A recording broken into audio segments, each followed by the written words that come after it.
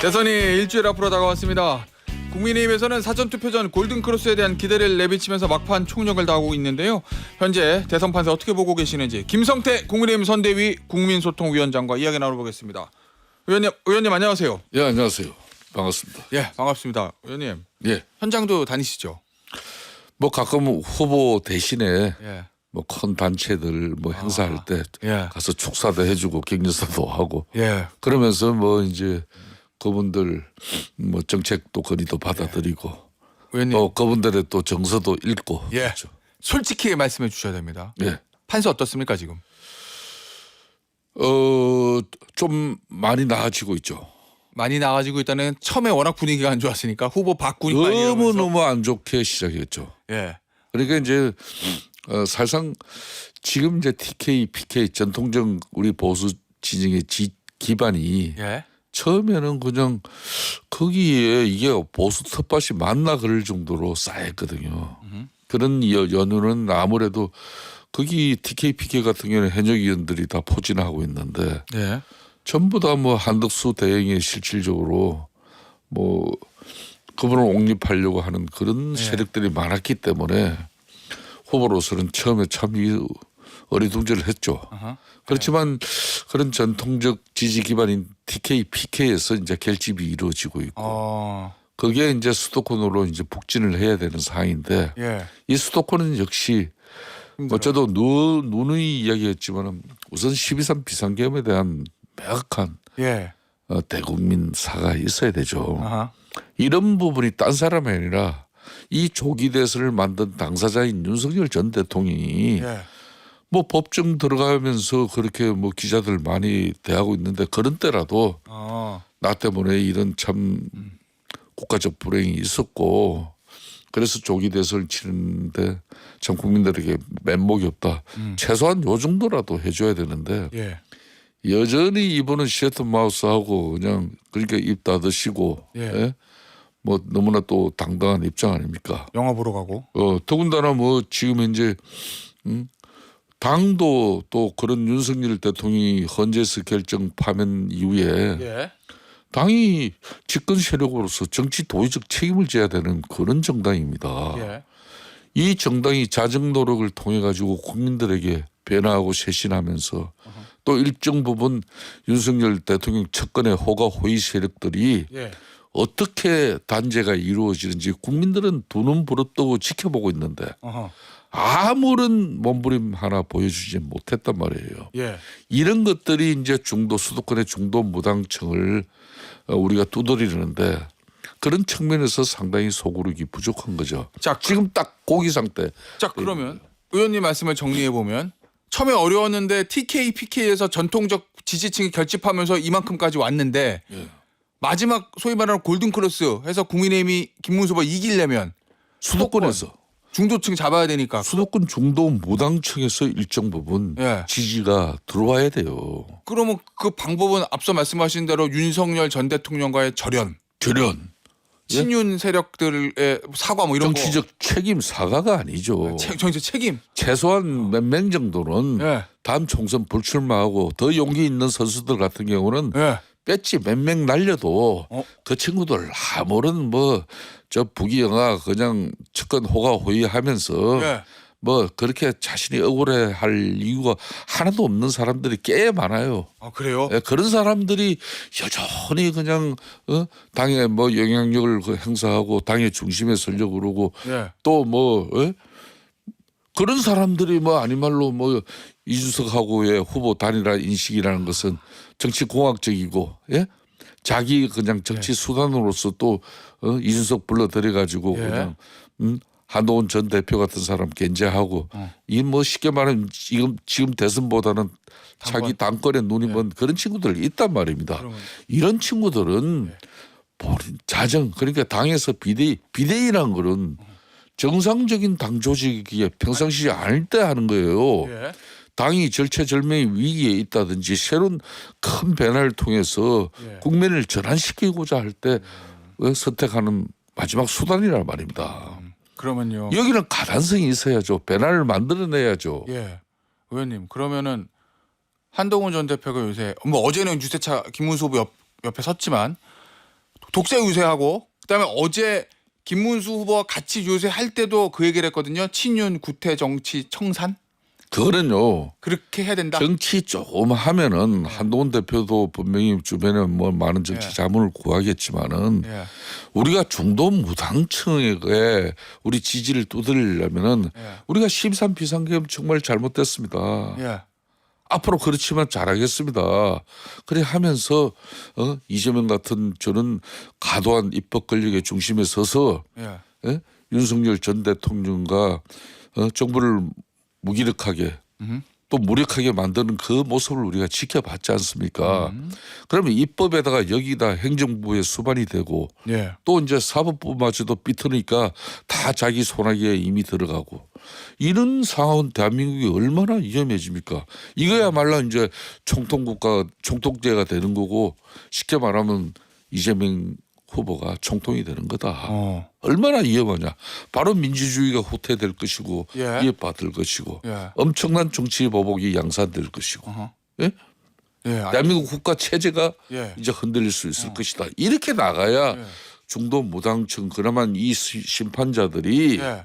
올바른 그냥 판단을 하는데 아무리 국민의힘 이 보수 진영에서 윤석열이라는 사람을 지난 3년에 대통령으로 이렇게 모셨지만은 예. 이 사람이 잘못된 부분에 대해서 저렇게 처절하게 전련하고 또 그 주변에서 안심 몰입에 한 친구들을 저렇게 그냥 단죄를 하는구나. 예. 이런 모습들을 보여줘야 그래도 이재명이 이런 사람이 정말 대통령 되면 큰일 나지. 예. 이렇게 되는 건데 그걸 안 하고 있다.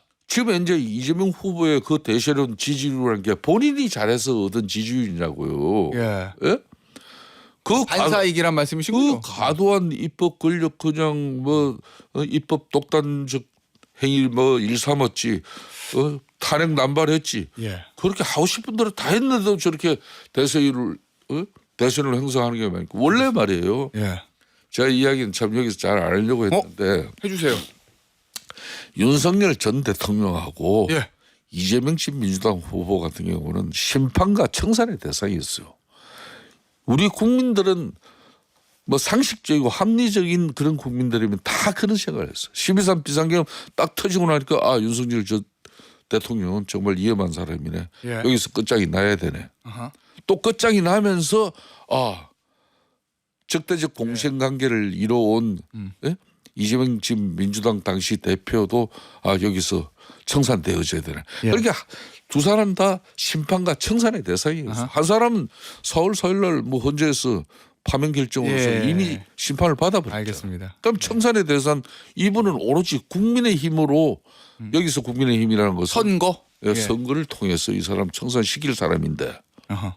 워낙 국민의힘이 지금 이제 진영을 제대로 잡지 못하고 예. 대선 전략이라는 게 그 뭐 당내 경쟁력을 갖다 강화시키면서 그 8명의 인물이라는 것은 괜찮아요. 잘 이게 경선 잘 시키고 알겠습니다. 공정한 경선 이뤄내면은 예. 그걸로 가지고 제대로 싸우면 되는데 뭘 그 한덕수 후보까지 차출해 가지고 그 야심한 새벽에 가면 말이야 그런 뭐 대한민국 정당사에 두 번 다시 있어서는 안 될 그런 볼상 사람 모습 보여줬단 말입니다. 알겠습니다. 예.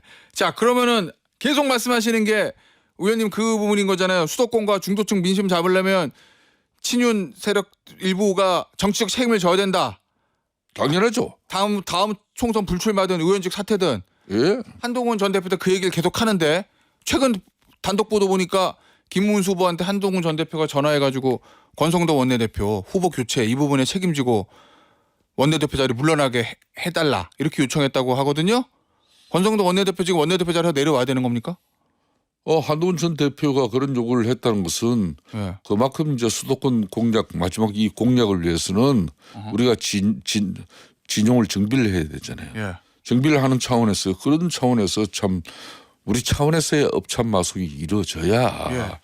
그러니까 이제 이재명의 절대 즉 권력이 만들어지기 일보 직전 불과 일주일 뒤에 이 상태로 하면 위험해집니다. 예. 그럼 우리가 마지막 정말 뒤집게 한 판을 하려면은 우리 내부의 업참 마속 없이 무슨 변화를 만들어낼 수 있냐 이거예요. 예. 그 이야기겠죠. 그런데 예, 그러면은 권성도 원내대표도 일단 원내대표 자리에서 물러나야 된다 이런 말씀이신 거죠, 의원님도? 저는 뭐 예. 우리 당이 지금 예. 이제 특히 윤석열 대통령 chấp根 세력으로서 우리 예. 당의 중심에 섰던 인사들 어허. 무슨 짓인든 다 해야 돼요. 야, 근데 예? 이재명 민주당 후보에게 예. 말로만 그냥 이재명 민주당 후보가 정권 잡으면은 큰일 난다. 대한민국 그냥 절단난다. 이런 소리가 이제 국민들 식상할 정도로 많이 들었어요. 예. 그러기 위해서는 니들이 변화된 모습을 보고 싶은데 그 변화된 모습은 전혀 보여주지 않은 채 자리에서 내려오는 거. 그리고 이준석하고 뭐 정치공학적으로 물리적으로 예? 당권 뭐 준다 그러고 뭐 총리 준다 그러고 뭐 한다 그러면 그렇게 해서 다리라 한들 뭐 그게 무슨 시너지가 나오겠어요. 의원님. 근데 정치적 책임지려면요. 정신이 정치적 책임지려면 자리에서 내려오는 것밖에 없잖아요. 뭐 임명. 자리에서 내려오고 다음 자신의 정치적 책임을 갖다 던질 줄 알아야죠. 아, 그러면 저 같은 사람도 2017년 박근혜 대통령 탄핵 이후에 네. 원내대표까지 한 사람이지만 그다음 총선에 제가 불출마 선언했어요. 아, 맞아요. 예? 예. 그렇게 해서 그 정말 빼지는 자정 노력하면서 그때도 어느 누구가 뭐 국회의원 다음 불출마하는 걸 정치인들이 총선에서 불출마하면 그 정치 생명 끝인데 예. 그거 하고 싶은 사람이 어디 있겠습니까? 아마 그럼 그렇지만은 우리가 그때 박근혜 대통령 탄핵이 예. 우리 진영의 분열과 어허. 또 보수의 그런 이제 예. 자만 그만 오만이 있었기 때문에 예. 결국 국민들의 이반된 민심을 우리가 알겠습니다. 수용하지 못했기 때문에 그러면 정치인은 당신이 거기에 따른 책임을 져야죠. 나 같은 사람은 그때 허리 말한 당의 주류로서 예, 그렇죠. 친박으로서 뭐 박근혜 전 대통령의 사랑받으면서 호가호위한 그런 뭐 쉽게 말하면 사람도 아니에요. 아, 그렇죠. 그렇지만 책임을 진 겁니다. 그러면은 지금 그런데 지금 이 친구들은 정말 난 정치하면서 이렇게 양심 없는 집단의 친구들 나 처음 봤어요. 그러면 의원님 당시에도 저 임기 1년 차 때 차기 총선 불출마 선언하신 거니까 지금 몇몇 친윤 핵심 의원들도 다음 총선 불출마 선언을 지금 하라는 말씀이신 거잖아요. 그죠? 그러니까 너무나 당연한 이야기. 그럼 의원직 사퇴도 해야 될까요? 아니 정말 용기 있는 친구는 윤석열 대통령이 아직까지 자신의 12.3 비상계엄이 당위성이 있고 정당성이 있다 그러려면은 예. 윤석열 대통령은 지금 현재 형사재판에서 지금 내란죄 자기는 내란 일으킨 거 아니라 그러지 않습니까? 그럼 그런 윤석열 대통령을 적극적으로 뒷받침하고 함께하는 그런 차원에서 우리 보수 진영에 부담 주지 말고 예.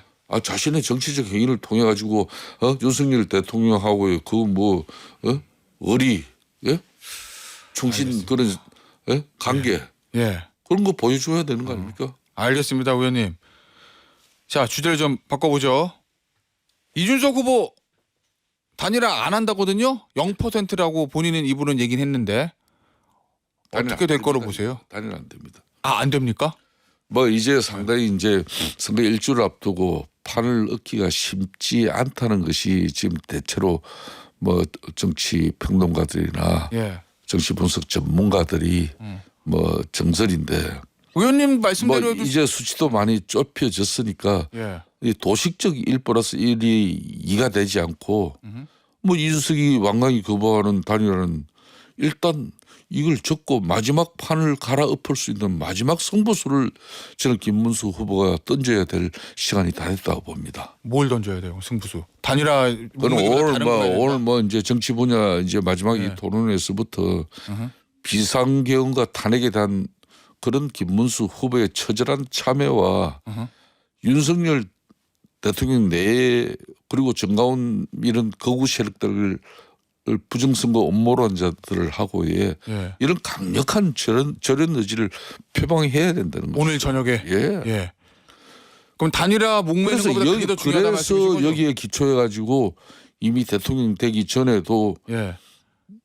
이재명 그 지금 현재 후보 이 방탄 위인설법과 또 사법부 장악의 그런 뭐 날뛰는 그런 뭐 지금 민주당의 모습 그대 입법 권력 아닙니까? 예.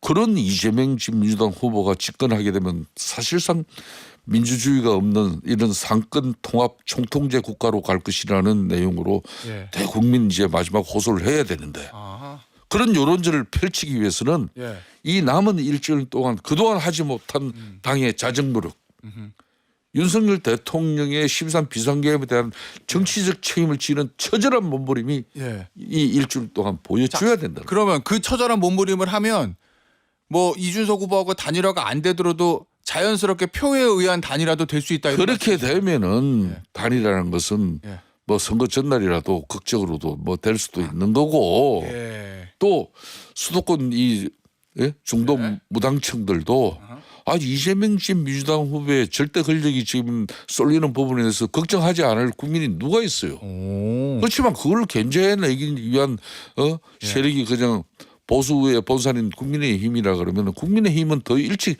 12.3 그것 때문에 큰 뭐 오판을 한 책임이 있잖아요. 예. 거기에 대한 자정 노력 그리고 책임지는 모습 예. 왜 그걸 빼놓고 이재명 후보를 공격하니까 지금 공격이 잘 안 먹히는 거예요. 알겠습니다. 그걸 해야 이준석 후보도 움직일 수 있을 것이고 설사 못 움직여도 표에 의한 단일화가 된다 이런 말씀이신 거죠? 그렇습니다. 예, 알겠습니다. 마지막으로 짧게.